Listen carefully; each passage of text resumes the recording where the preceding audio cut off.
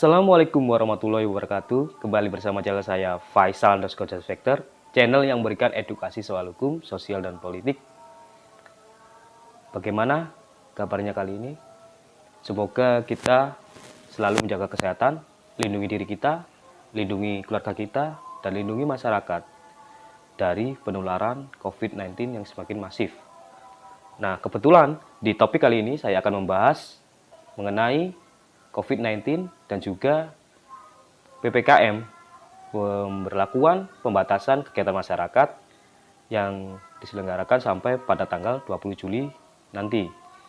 Nah, ketika saya membuka di dalam opening video di mana terdapat kegiatan-kegiatan PPKM darurat yang menindak pelanggar-pelanggar PPKM tersebut. Nah, apakah PPKM tersebut efektif bagi masyarakat? Dan apakah tindakan yang dilakukan oleh petugas PPKM itu sebenarnya efektif dan baik? Sebelum lanjut, jangan lupa klik tombol subscribe, like, dan komen agar channel ini berkembang dan menjadi wawasan bagi kita untuk mengenal soal edukasi hukum. Ingat, subscribe gratis loh kawan. Di dalam dunia ini berjuang tak henti,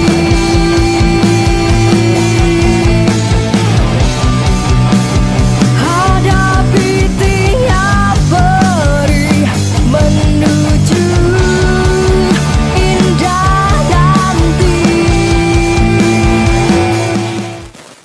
Nah, melihat cuplikan tadi di opening video channel saya sepertinya sangat miris sekali melihat tindakan-tindakan yang dilakukan oleh petugas PPKM darurat. Bukan berarti saya tidak setuju dengan penerapan PPKM darurat yang diselenggarakan di Pulau Jawa dengan Pulau Bali. Tidak. Tapi apakah yang dilakukan oleh aparat petugas PPKM darurat itu menyentuh rasa keadilan? Dan menurut saya, bagaimana penerapan ini dapat efektif dan bermanfaat bagi masyarakat? Karena program PPKM darurat ini sebenarnya tujuannya untuk masyarakat. Nah, kenapa? Sepertinya masyarakat yang bergerak di bidang pedagang kaki lima, usaha kecil seperti toko atau yang dimana menggantungkan hidup di luar, bukan di kantor seperti karyawan atau pegawai negeri sipil yang dimana menjalankan kegiatannya work from home atau online di rumah. Nah, apakah tindakan yang dilakukan dalam menindak tegas orang-orang yang melanggar protokol kesehatan ini seperti mengambil barang dagangan, seperti menyemprot dengan air yang dialirkan dari mobil pemadam kebakaran, apakah ini adalah cara yang efektif? Di dalam pandangan saya, ini menurut saya tidak menunjukkan bagaimana tujuan ini adalah untuk masyarakat, untuk melindungi, mengayomi, dan mencegah penularan COVID-19 yang semakin masif. Karena akhirnya masyarakat pun dibuat resah karena apa? Jika di dalam sudut pandang para pedagang kaki lima yang menggantungkan hidup di luar dan barang dagangannya diambil seperti di video tersebut, nah bagaimana untuk mencari upah atau nafkah kehidupan sehari-hari di mana tidak ada tunjangan atau bantuan yang di dalam PPKM darurat ini para pedagang tidak boleh melakukan aktivitas dan diambil barang dagangannya. Nah, apakah dapat bantuan? Ini yang saya pertanyakan. Nah, ini saya akan berbicara mengenai di dalam pandangan sudut hukum karena yang saya baca di Instruksi Menteri Dalam Negeri nomor 15 tahun 2021 di poin A sampai poin N yang disebutkan di dalam diktum tersebut, tidak ada yang namanya penindakan mengenai pengambilan paksa barang dagangan, seperti halnya orang yang jualan sate, barang dagangannya diambil, orang yang jual makanan, makanannya diambil, itu tidak ada. Justru di dalam poin D disebutkan mengenai pelaksanaan kegiatan makan atau minum di tempat umum, warung makan, kafe, pedagang kaki lima, lapak, dan lapak jajanan, baik yang berada pada lokasi tertentu tersendiri maupun yang berlokasi pada pusat pembelanjaan atau mall, dilakukan dengan cara take away.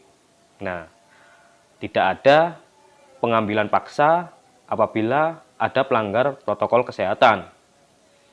Barang dagangan diambil, itu di dalam poin A sampai N tidak ada mengenai pengambilan paksa atau pengambilan barang dagangan.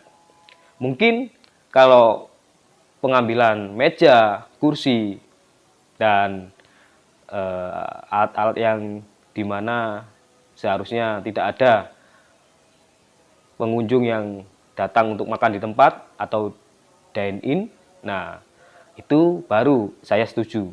Tapi jika barang dagangan yang diambil, ini adalah pertanyaan.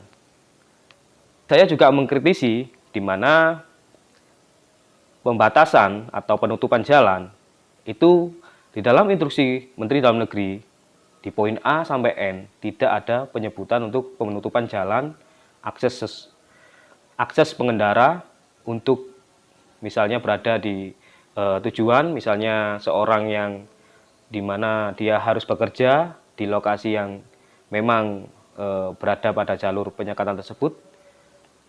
Di dalam poin-poin diktum di Instruksi Menteri Dalam Negeri nomor 15 tahun 2021 disebutkan di mana disebutkan di poin C, transportasi umum, kendaraan umum, angkutan massal, taksi, konvensional dan online, dan kendaraan sewa atau rental diberlakukan dengan pengaturan kapasitas maksimal 70%. Dengan menerapkan protokol kesehatan secara lebih ketat. Nah, di poin-poin tersebut tidak disebutkan mengenai penutupan jalan dan justru di sini mengenai transportasi. Misalnya seseorang yang akan berada di perjalanan menggunakan mobil pribadi, di mana di diktum poin L, di mana pelaku perjalanan domestik yang menggunakan mobil pribadi, sepeda motor dan transportasi umum jarak jauh, pesawat udara, bis kapal laut, dan kereta api. Yang pertama harus menunjukkan kartu vaksin minimal dosis pertama, dan kedua menunjukkan PCR, tes PCR untuk pesawat udara, serta antigen H-1 untuk moda transportasi mobil pribadi, sepeda motor, bis, kereta api, dan kapal laut. Dan yang ketiga, ketentuan sebagaimana dimaksud pada angka 1 dan angka 2 hanya berlaku untuk kedatangan dan keberangkatan dari Jawa dan Bali, serta tidak berlaku untuk transportasi dalam wilayah aglomerasi, sebagai contoh untuk wilayah Jabodetabek. Nah, dan yang terakhir untuk sopir dan kendaraan logistik dan transportasi lainnya dikecualikan dari ketentuan memiliki kartu vaksin. Nah, tidak ada yang saya baca, saya tidak menemukan mengenai penutupan jalan yang misalnya dari wilayah A dengan wilayah B, wilayah A tidak boleh masuk ke B, atau sebaliknya B tidak boleh masuk ke A. Ini yang saya tidak menemukan di dalam instruksi Menteri Dalam Negeri nomor 15 tahun 2021. Nah, pertanyaannya, kenapa kok harus ditutup jalanan umum untuk menghubungkan akses kita, misalnya di wilayah A maupun di sebaliknya di wilayah B. Nah, ini saya tidak tahu, mungkin ada kebijakan lain yang dilakukan oleh pejabat daerah.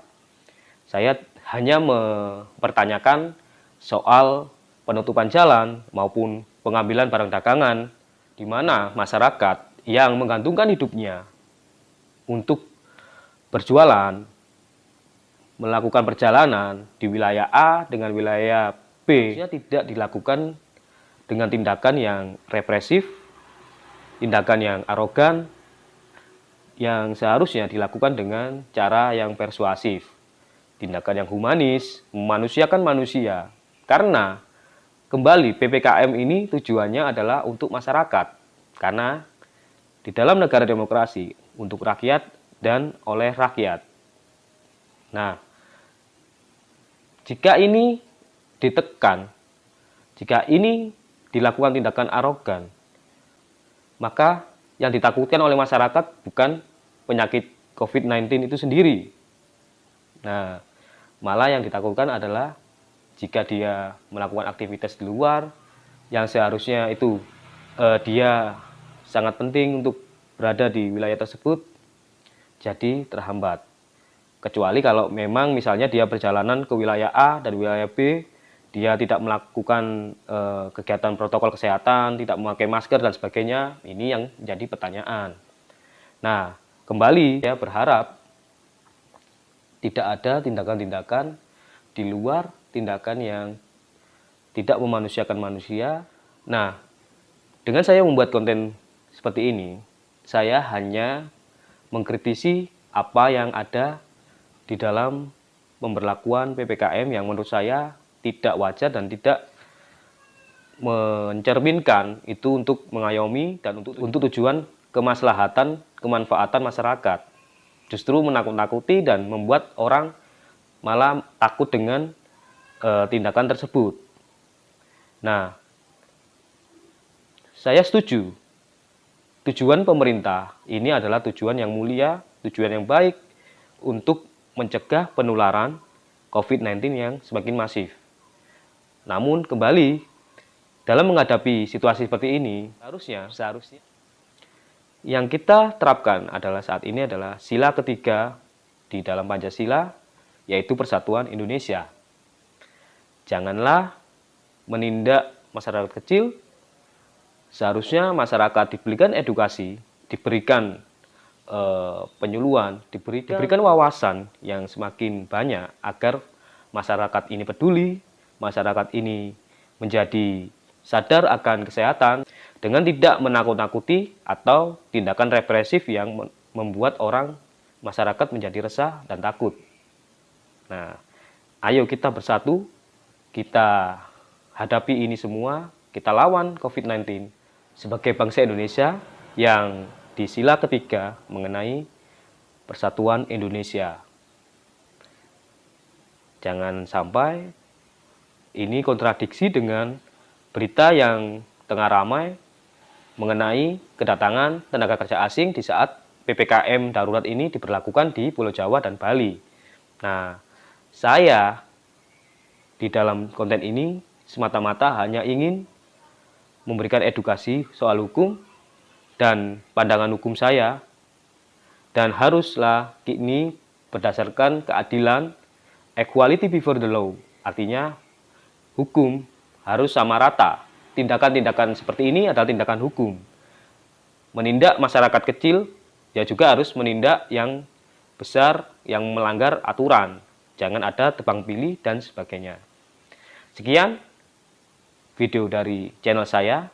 Tunggu topik-topik yang mengenai soal hukum, sosial, dan politik. Sekian. Wassalamualaikum warahmatullahi wabarakatuh.